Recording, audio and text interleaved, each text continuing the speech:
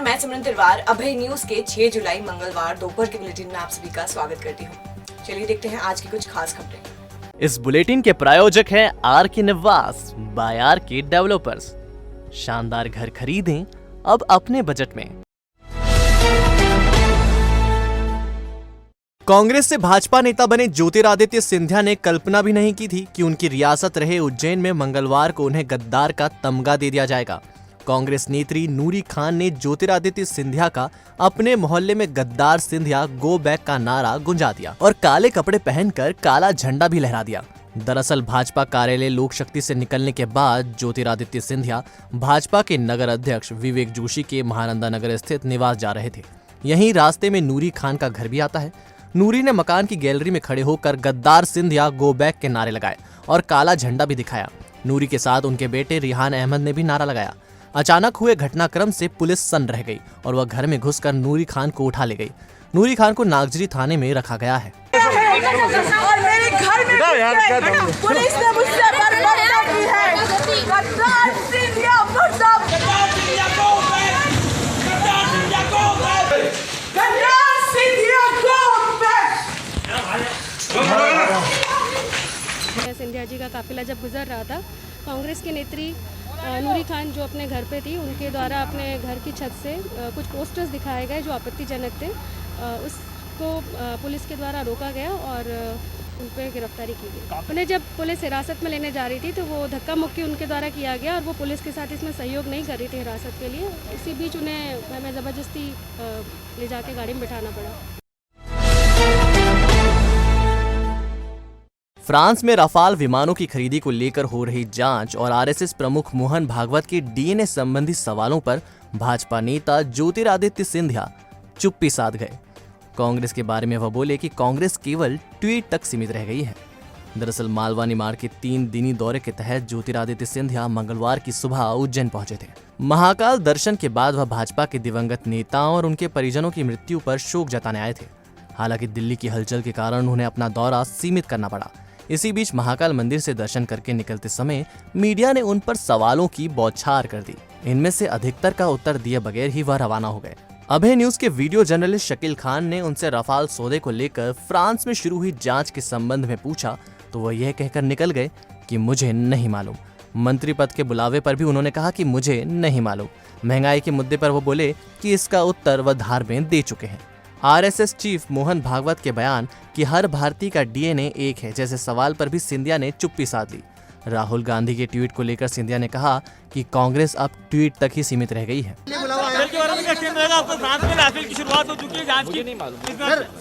महंगाई को लेकर मुझे अभी कोई सूचना नहीं। सर महंगाई को लेकर कांग्रेस लगातार उसका उत्तर मैंने धार में कल दे दिया था। मेरा 3 दिन का दौरा हो रहा है। राहुल गांधी जी का ट्वीट है, जेल पहुंचा देते हैं। कांग्रेस तो केवल ट्वीट तक ही सीमित है। इससे पहले उज्जैन पहुंचने पर सिंधिया की अगवानी इंदौर रोड पर शहर भाजपा अध्यक्ष विवेक जोशी एवं महिदपुर विधायक बहादुर सिंह चौहान ने की। महाकाल मंदिर में दर्शन करने के बाद वह दिवंगत भाजपा नेताओं और उनके परिजनों के यहाँ संवेदना जताने पहुंचे। ज्योतिरादित्य सिंधिया भूरी का अड्डा क्षेत्र में दिवंगत भाजपा नेता श्याम बिंदल के घर शोक जताने पहुंचे। इसी बीच बिंदल के पड़ोसी नरसिंह मित्तल की पार्थिव देह के दर्शन के लिए उन्होंने अपना काफिला रुकवा दिया। दरअसल पोहे, पताशे और चिरौंजी के थोक व्यापारी मित्तल का हार्ट अटैक से सोमवार को ही निधन हुआ था। मंगलवार को परिजन उनकी पार्थिव देह को अंतिम संस्कार के लिए ले जा रहे थे। इसी बीच ज्योतिरादित्य सिंधिया का काफिला गली में पहुंच गया। ऐसे में सिंधिया और उनके समर्थक वाहन से उतरकर नीचे खड़े हो गए और पार्थिव देह को नमन किया।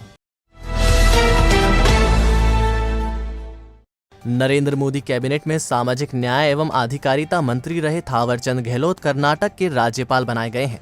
मंगलवार को ही राष्ट्रपति रामनाथ कोविंद ने उनकी नियुक्ति का आदेश जारी किया। नागदा में श्रमिक आंदोलन से राजनीति की शुरुआत करने वाले थावरचंद गहलोत आलोट विधानसभा क्षेत्र के विधायक रह चुके हैं।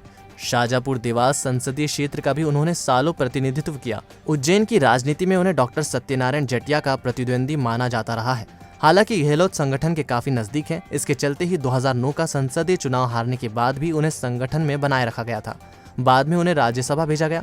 इसी कोटे से वह मोदी मंत्रिमंडल में मंत्री बने थे। उनकी ताज़ा नियुक्ति को बीजेपी की मार्गदर्शक मंडल की नीति से जोड़कर देखा जा रहा है। गहलोत 73 साल के हैं और भाजपा 75 पार के अपने नेताओं को मार्गदर्शक मंडल में रखने की हिमायती है।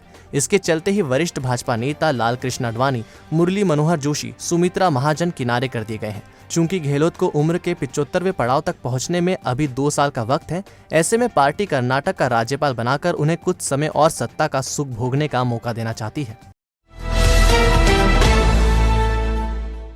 नीलगंगा क्षेत्र में अखाड़ा परिषद कार्यालय और इससे सटी जमीन को लेकर अखिल भारतीय अखाड़ा परिषद के अध्यक्ष नरेंद्र गिरी ने स्थानीय मंत्री पर कब्जा करवाने के आरोप लगाए हैं। नरेंद्र गिरी ने वीडियो संदेश में कहा कि उन्हें जानकारी लगी है कि स्थानीय मंत्री गुंडे संतोष राव कदम की मदद से जमीन पर कब्जा करवा रहे हैं। ये गलत बात है।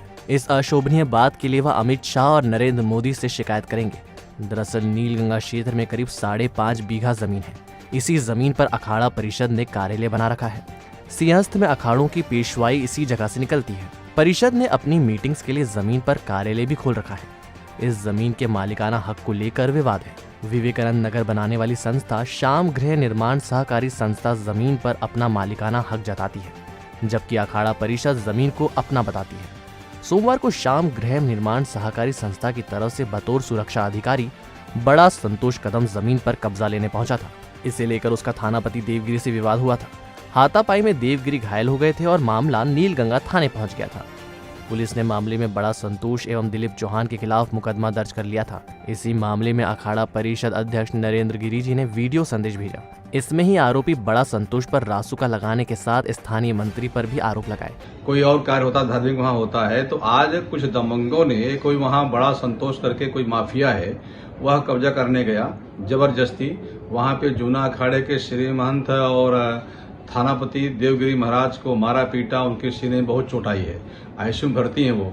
ऐसी उज्जैन धर्म नगरी है, अब ऐसा तांडव वहाँ होना वह बर्दाश्त के बाहर है। मैंने वहाँ के एसपी और कलेक्टर से बात की है। उन्होंने आश्वासन दिया है कि महाराज सख्त से सख्त कार्रवाई होगी। इसके विषय में मैं माननीय मुख्यमंत्री से ही बात करूंगा कि आपके राज्य में ऐसा नहीं होना चाहिए। अब आप धर्मात्मा पुरुष हैं और किसी संत को वहां मारा जाए उज्जैन में, यह निंदनीय है। अभी बारिश का सीजन पूरी तरह शुरू भी नहीं हुआ है और कृषि उपज मंडी परिसर के नीलामी शेड तालाब बन गए हैं। हाल ये है कि थोड़ी सी बारिश में ही शेड के नीचे नदी सी बहने लगी। ऐसे हालात में शेड में रखी आलू, प्याज और अन्य कृषि जिंसों के खराब होने का खतरा मंडरा रहा है। दरअसल इस तरह के हालात हर साल कृषि उपज मंडी में बनते हैं, लेकिन इस बार हालात ज्यादा खराब हैं। सोमवार को मंडी क्षेत्र में थोड़ी ही बारिश में नीलामी स्थल की हालत खराब हो गई। हाल ये रहा कि निचले क्षेत्र में 4 से 5 फीट तक पानी भर गया। इस पानी के बीच से ही किसान अपने ट्रैक्टर एवं सामग्री निकाल कर ले जाते दिखे। शुक्र ये रहा कि पानी के बीच ट्रैक्टर और ट्रॉलियां नहीं फंसी, नहीं तो हालात और बुरे हो सकते थे। कहने को चिमनगंज कृषि उपज मंडी संभाग की सबसे बड़ी मंडी है, लेकिन सुविधा के नाम पर यह सबसे फिसड्डी लगती है। नीलामी के लिए शेड की कमी है और खासकर हरी सब्जी विक्रेताओं को नीलामी के दौरान काफी परेशानी का सामना करना पड़ता है। अब आप खुद आगे वीडियो में देखिए थोड़ी ही बारिश में कृषि उपज मंडी की हालत। इंदौर देवास हाईवे पर बीती रात राघवगढ़ और अकबरपुर के बीच इंदौर से आ रही बोलेरो पर नेमावर से रेत भरकर आ रहा डंपर पलट गया। बोलेरो में 8 लोग सवार थे। इसमें 2 साल की बच्ची के साथ 3 लोगों की मौत हो गई, 5 लोग घायल हैं। दरअसल राघवगढ़ और अकबरपुर के बीच डबल चौकी के पास बीती रात 8 बजे इंदौर से आ रही बोलेरो पर नेमावर से रेत भरकर आ रहा डंपर पलट गया। डंपर पलटकर बोलेरो के अगले हिस्से पर गिरा।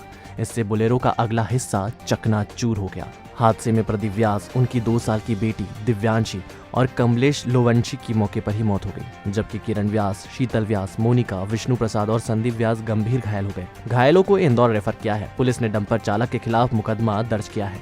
आज दिनांक 5/7/2021 के रात्रि करीब 8 बजे राघवगढ़ के पास ट्रक एवं बोलेरो गाड़ी का एक्सीडेंट होने से रेत से भरा ट्रक अनबैलेंस होकर बोलेरो गाड़ी के ऊपर गिर गए हैं। बोलेरो गाड़ी में सवार कुल 8 लोग थे, जिसमें 3 महिला थी, 4 पुरुष था, 1 बच्ची थी।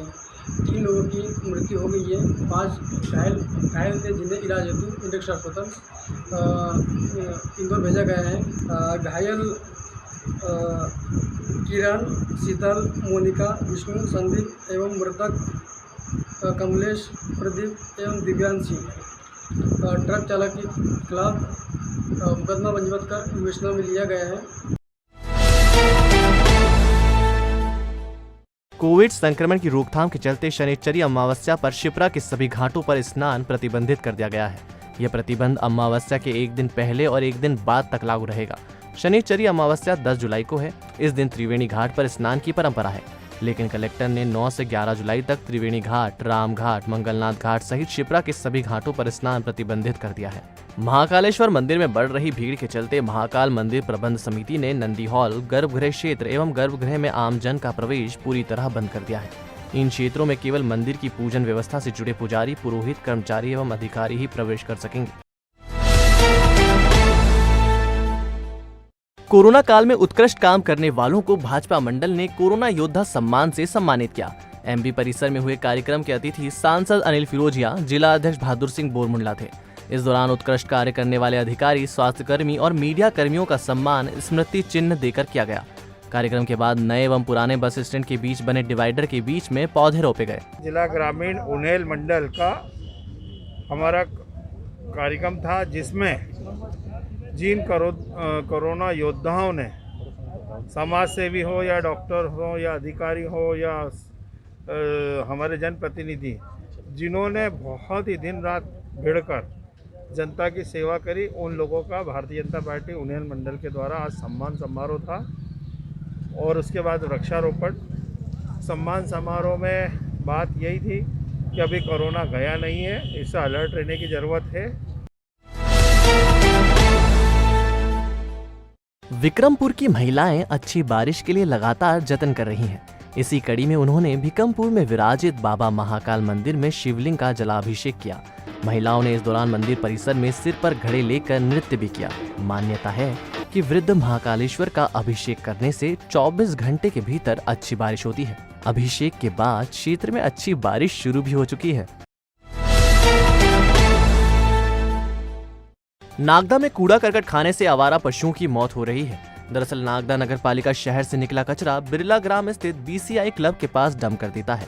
इसी कूड़े के ढेर के पास आवारा पशु भोजन की तलाश में आते हैं और कूड़े में मौजूद पॉलीथीन खा लेते हैं। पॉलीथीन पेट में फंसने से कई पशुओं की मौत भी हो चुकी है।